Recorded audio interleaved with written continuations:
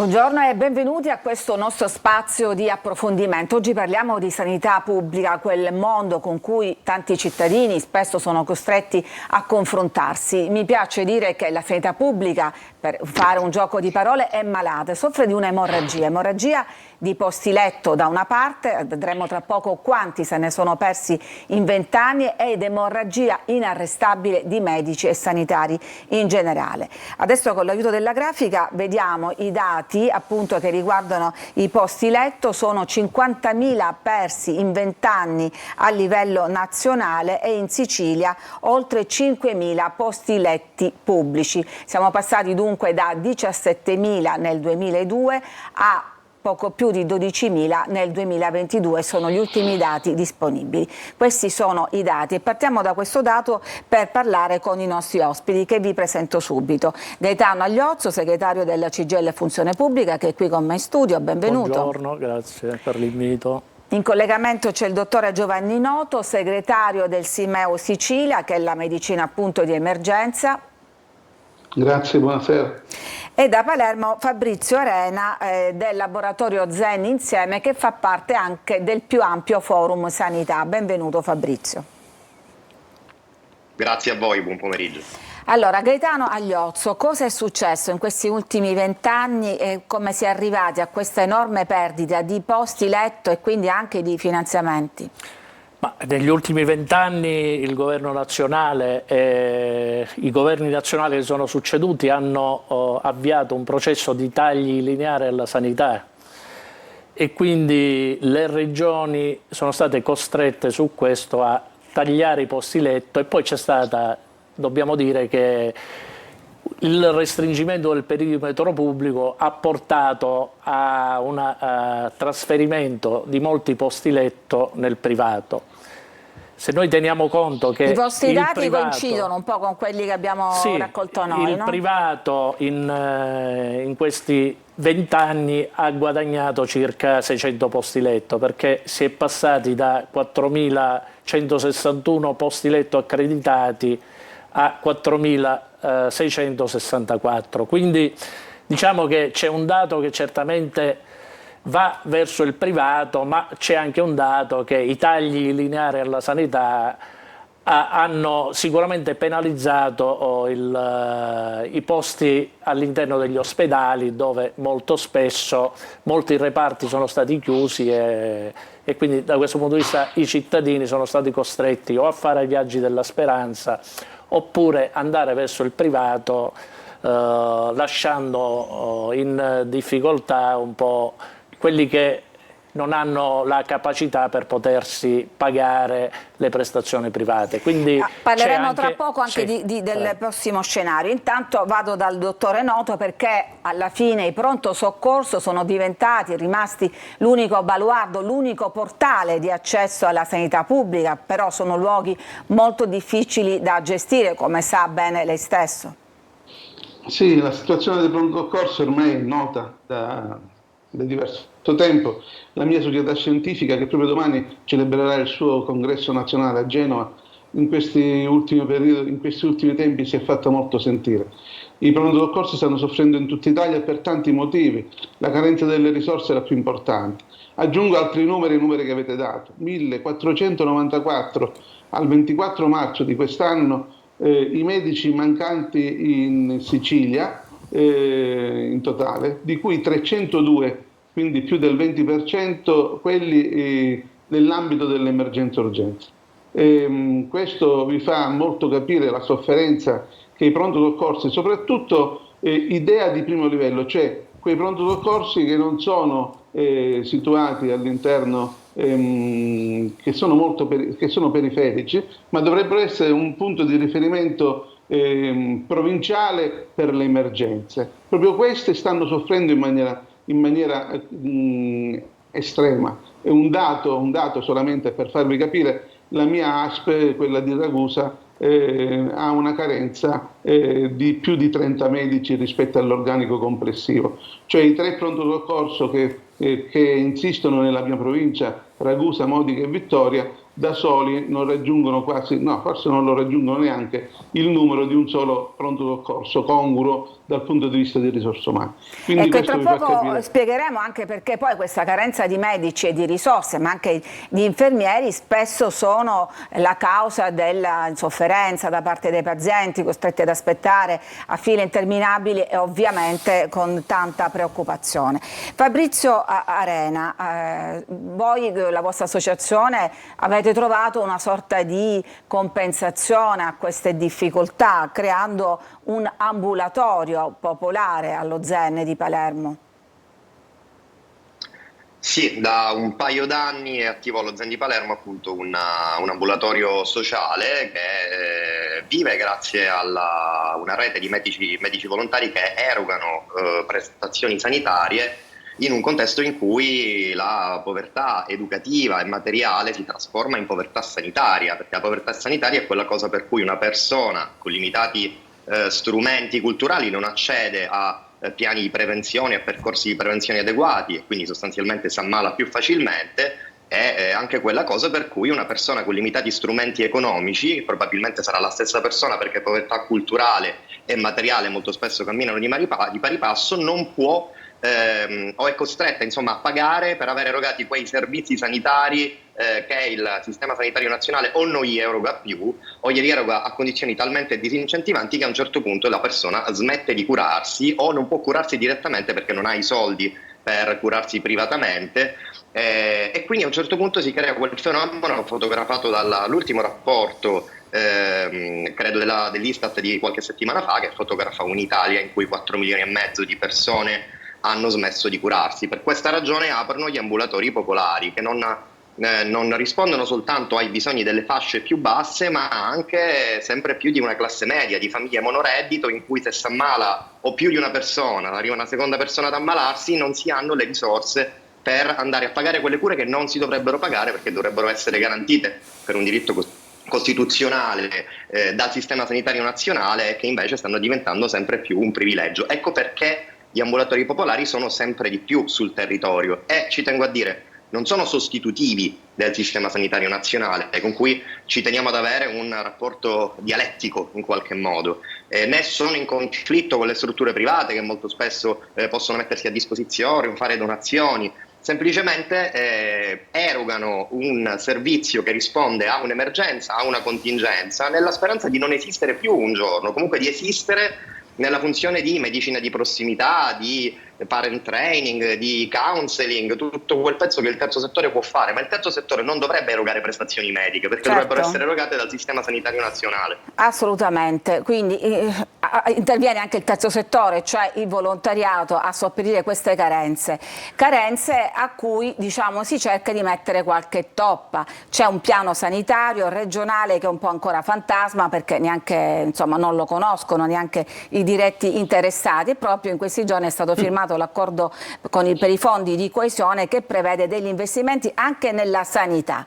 Ma dove andranno a finire questi investimenti? Ma queste risorse andranno a finire sulla edilizia sanitaria, quindi non sono risorse che verranno messe in campo per assumere personale e questo è il problema. Noi corriamo il rischio su questo di costruire e drenare risorse in cattedrale nel deserto che non possono poi alla fine funzionare perché manca il personale. Parliamo dunque delle strutture nuove, immaginiamo l'ospedale di comunità, una riorganizzazione del sistema sanitario, ma i medici non ci sono. I medici non ci sono gli infermieri. Per esempio noi abbiamo un numero di infermieri che è sottodimensionato rispetto un po' al resto d'Italia. Come Regione Sicilia siamo al penultimo posto.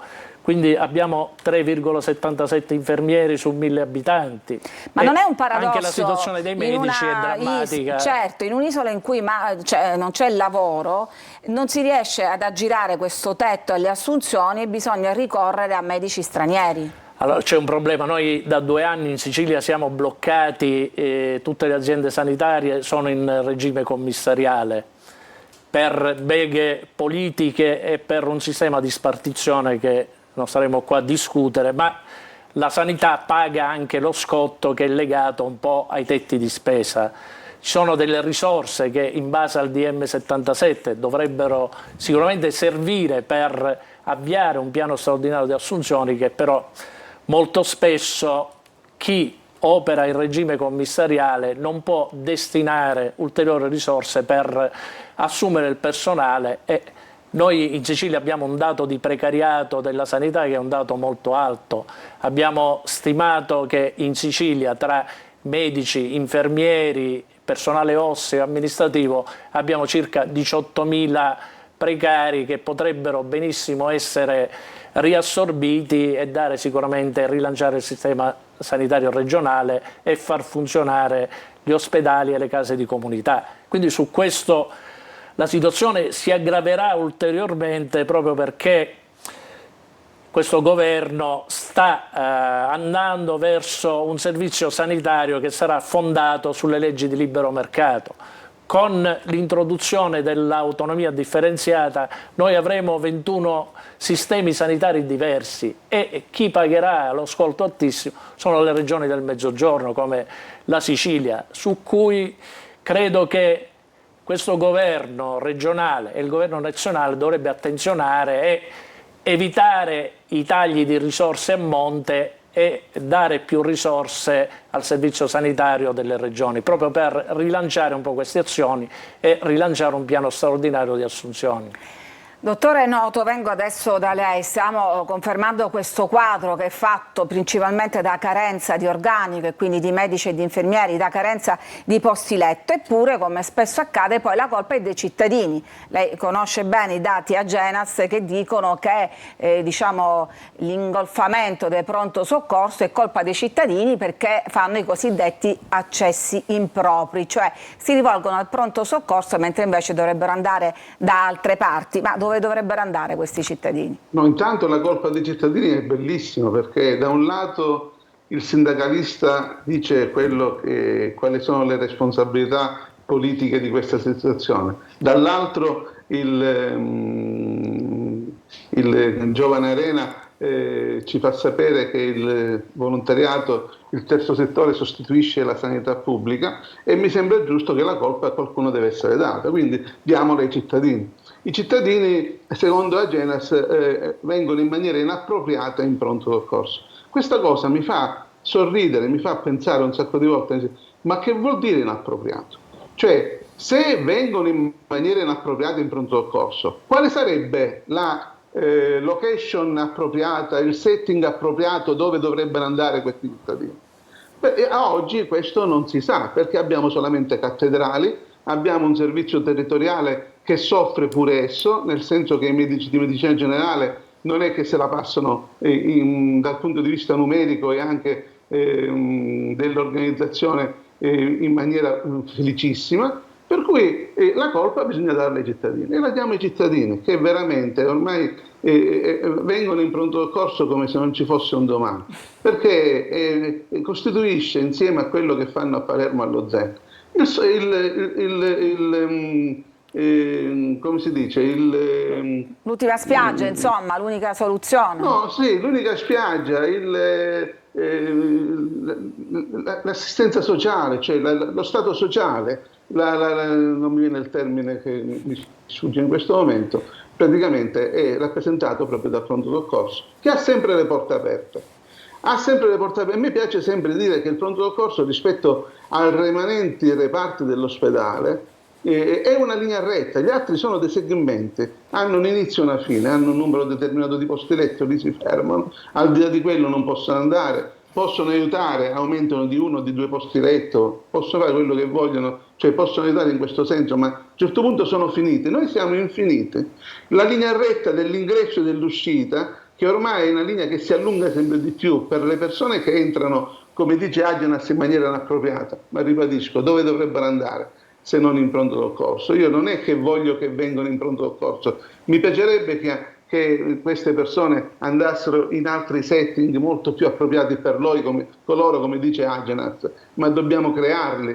e le cattedrali vuote non potranno mai essere la soluzione di questo problema. Ma fra l'altro lei mi lato, spiegava che il problema non è soltanto arrivare al pronto soccorso, il problema è quello che voi chiamate con un termine tecnico il boarding, cioè lasciare il pronto soccorso. È l'altra parte della retta, la retta dell'entrata e la retta dell'uscita. La retta dell'uscita che si allunga sempre di più perché non riusciamo a far uscire le persone. Uscire nel senso di indirizzarla ai vari reparti, in questo senso? Sì, perché non ci sono posti letto. La diminuzione dei posti letto determina questo. Ma qual è la cosa grave? E poi spero di concludere. E quindi succede che i pazienti praticamente sono costretti a bivaccare in pronto soccorso per ore, se no giorni.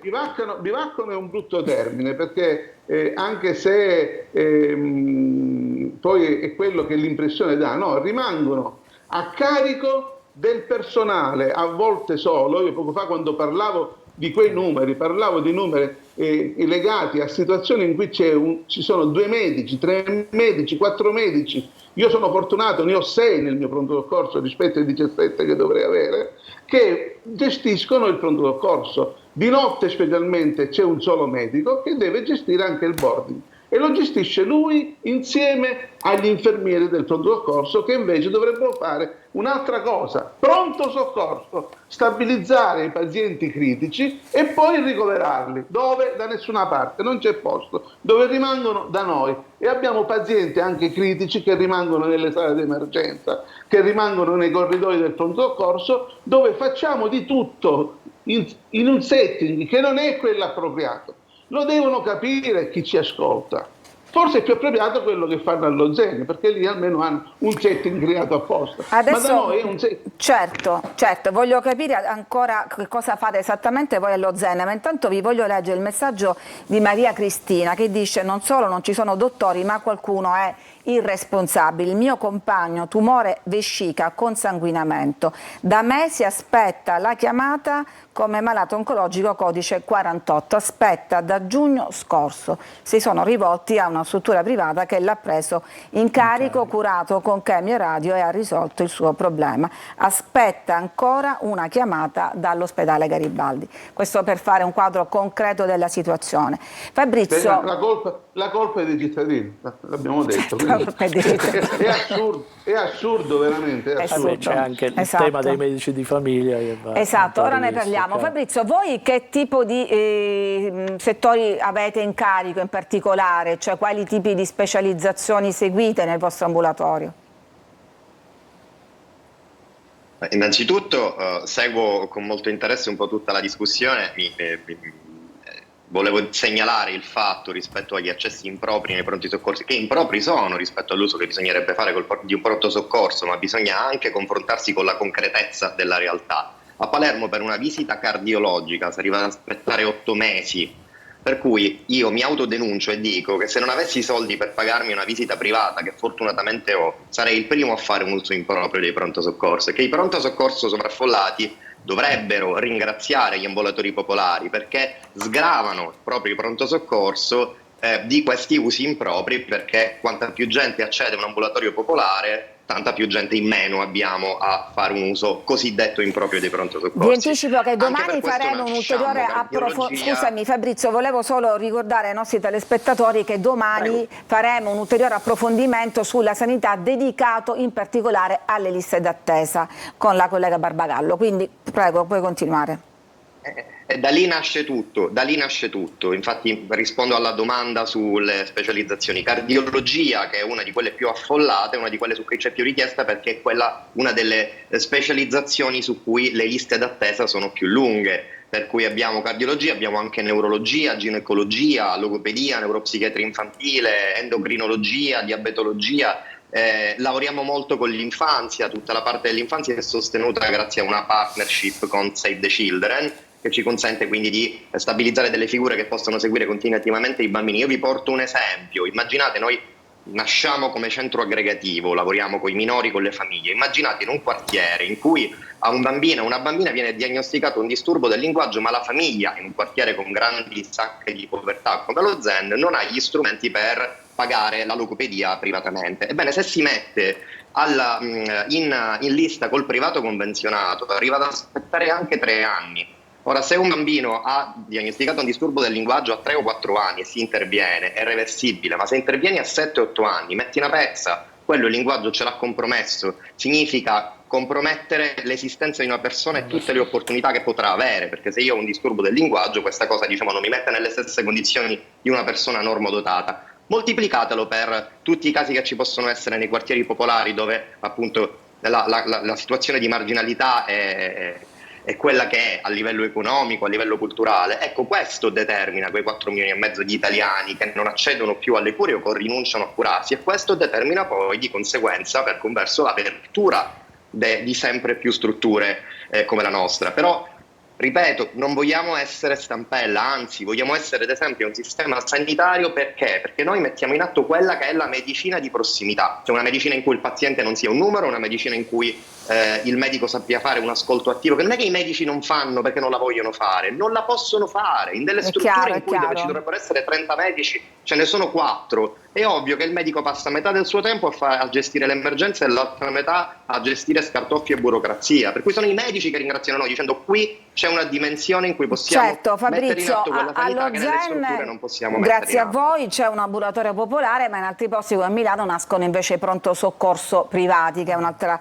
realtà. Vi leggo un altro messaggio che dice: mio padre è in lista d'attesa dal 2 novembre scorso per un intervento di ernia inguinale presso la divisione di chirurgia ospedale Cannizzaro. Vi contatto per sapere se è normale un'attesa così prolungata. Adesso no, ci dobbiamo fermare, c'è una pausa per la pubblicità, poi torniamo per concludere un ultimo giro di riflessioni. A tra poco.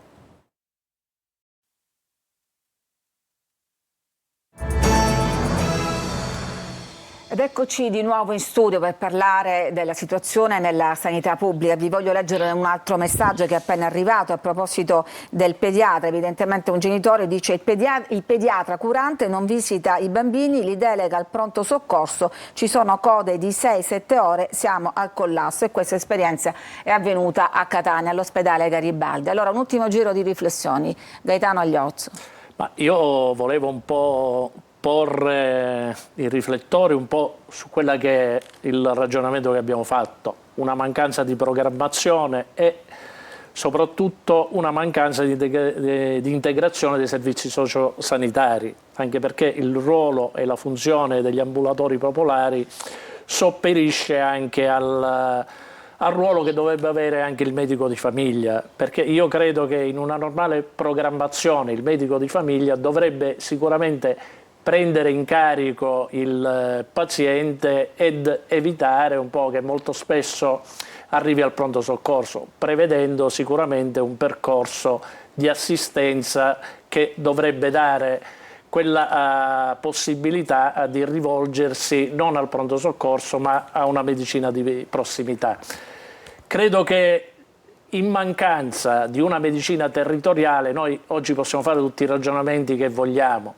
Noi è da tempo che sollecitiamo il governo regionale della nostra regione su questo, di attivare un servizio di medicina territoriale coinvolgendo anche i medici di famiglia, proprio perché riteniamo che per evitare una sanità, noi l'abbiamo definita una sanità ospedalocentrica, ci sia la necessità su questo che questi servizi interagiscono tra di loro e diano sicuramente a chi si rivolge al servizio sanitario pubblico, perché io credo che l'articolo 32 della Costituzione dice che la sanità e la tutela della salute è un diritto di tutti e quindi la sanità deve essere per tutti. Quindi per questo riteniamo che le risorse che dovrebbero essere messe in campo, prima di tutto per rafforzare gli organici e per creare le condizioni affinché queste strutture funzionano, abbiamo la necessità su questo di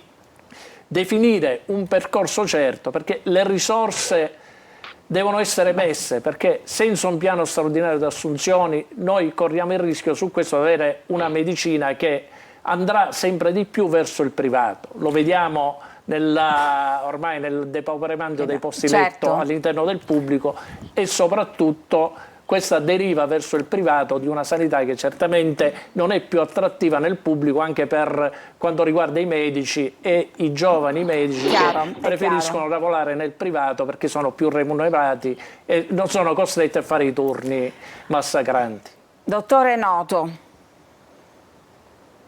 Sì, il privato è già entrato negli ospedali, perché i gettonisti nei pronto soccorso, non solamente in Sicilia ma in tutta Italia, gli urologi, i cardiologi, gli ostetrici, le diverse specialità che man mano stanno venendo a mancare dal punto di vista della sanità pubblica, trovano sfogo in queste cooperative che gestiscono poi le mancanze nel pubblico. Da private gestiscono le mancanze nel pubblico. Il problema è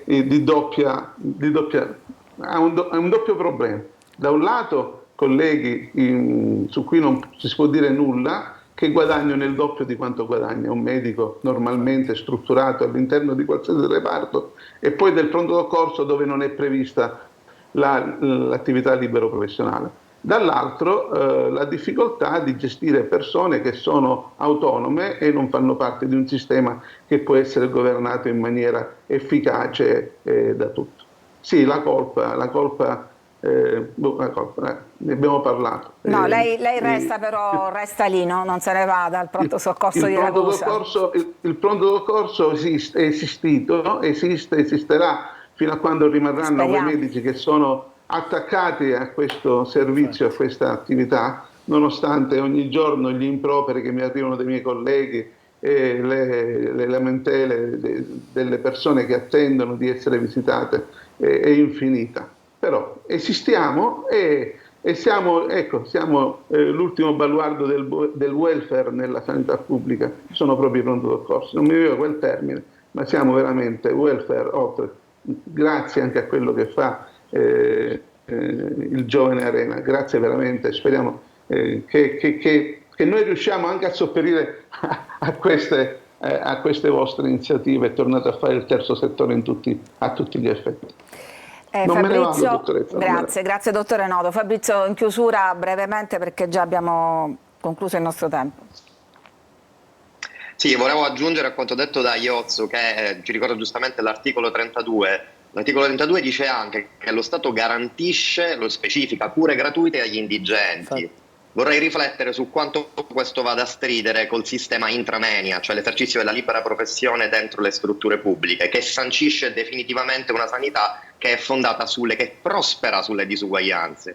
Perché se puoi pagare, usufruisci di un servizio, ti puoi operare, ti puoi visitare prima degli altri. Se non puoi pagare, finisci in quelle liste d'attesa che o ti fanno rinunciare alle cure, e come va, magari muori, perché di questo si parla, perdonatemi la crudezza, o ti fanno, se ce l'hai, accedere a un ambulatorio popolare, che come ricordava chi mi ha preceduto, effettivamente non dovrebbero neanche esistere, o dovrebbero esistere sotto un'altra forma, sicuramente non come stampella del sistema sanitario nazionale. E a conferma di quanto stai dicendo, un altro messaggio: privato senza coscienza, una visita urologica 280 euro. Questo è la sanità pubblica in Italia. Grazie ai nostri ospiti, Gaetano Agliozzo, segretario Funzione Pubblica, Giovanni Noto, segretario del Simeo Sicilia e primario di un pronto soccorso Ragusa, Fabrizio Arena del laboratorio Insieme allo Zen di Palermo. Grazie naturalmente a tutti voi che ci seguite da casa.